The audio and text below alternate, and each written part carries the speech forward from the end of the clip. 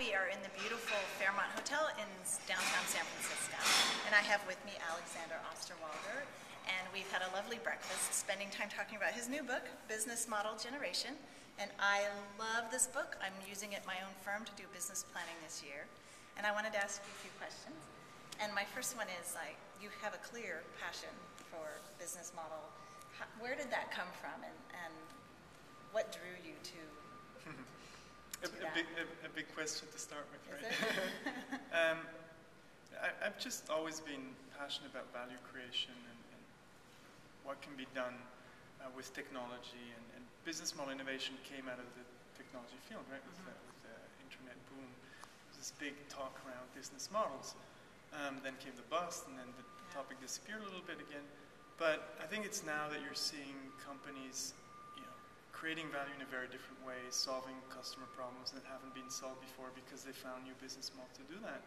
And I've always been fascinated by that. Now, I always wanted to help companies in finding more systematic ways of doing that. So we came up with an approach to help do that. And I think what's fascinating also is when we're talking about business models, it's about different parts of an organization. It goes from marketing to finance to operations. And in the last decades, we've probably worked always in a very compartmentalized way, in silos, right? And business model innovation is about breaking down those walls. And that's what I'm fascinated about, seeing teams, very diverse teams, coming up with new ways to create value. That's very cool. So I noticed in the book you use a lot of visual thinking, visual storytelling skills. And was that something that you learned, something that you studied? Where did that passion come from? Because it's a very visual book. I think all of you guys will love the layout of the book. It's very graphic and beautifully designed. He's just done a really, really good job capturing how to create a sustainable business model. It's beautiful. I think I'm just also a very visual person. So, it's fun talking with you because you've made this tangible, that using visuals in presentations so you can capture the attention of people.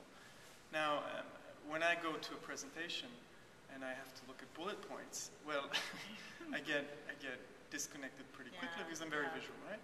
Now, the same applies to business, I think, and to business concepts, that text is not sufficient to convey messages, to convey complex business models, and I get disconnected if I get too much text to read. So, it's just, it was something that I used for myself to understand things better, making concepts. And in the book, we pushed it to another extreme, where we said, well, if we want to convey relatively complex business models, we're going to have to use visuals because you can't explain them with words. Right. So I think it's a very powerful tool, and the reason I'm using it is because, well, I'm a pretty visual person, so I better, do what works for me. Practice what you preach, eh? It's just beautiful. I love this book. Thank you. Reading the book, I found out that because of my own book, created all these other needs for different business models. So now I have 3 different business models going at my firm that we're going to use this book to try to figure out the best way to leverage them. But what advice do you have for me, someone who's maybe going to try to manage a few business models? Well, I think the advice that I often give is don't get locked into a business model, and always keep thinking of new possibilities, new alternatives. So while you do have to make decisions and go on with 1, 2, or 3 business models, try to always explore, manage your business model, and get your team to assess the business model continuously. So you can always evolve, you can always adapt to the market, and always find new ways to come up with new ways to create value, right? Yeah. That's one thing. And the other, obviously, if you have several business models, you always need to try to find the synergies between them, and then sometimes make hard decisions. If there are no synergies, you say, well, these are 3 very different business models. One is more platform-based, and you need to have an efficient cost structure. One is more creativity-based, so you need to attract the best people, pay them high salaries.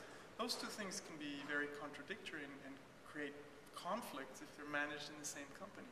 So you might have to, sometimes make hard decisions. So that all goes with this idea of managing the business model over time and trying to find those that work best in a specific environment for a specific market, and then make the hard decisions. And that's what some companies don't do, and then they disappear, right? So, right.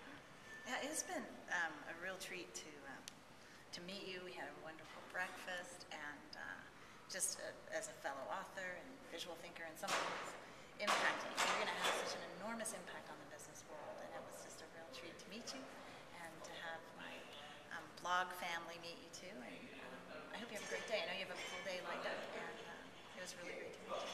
Thank you. It was my pleasure, since your work inspired me quite a bit also, and has definitely had an influence on this book as well. Oh, that's cool.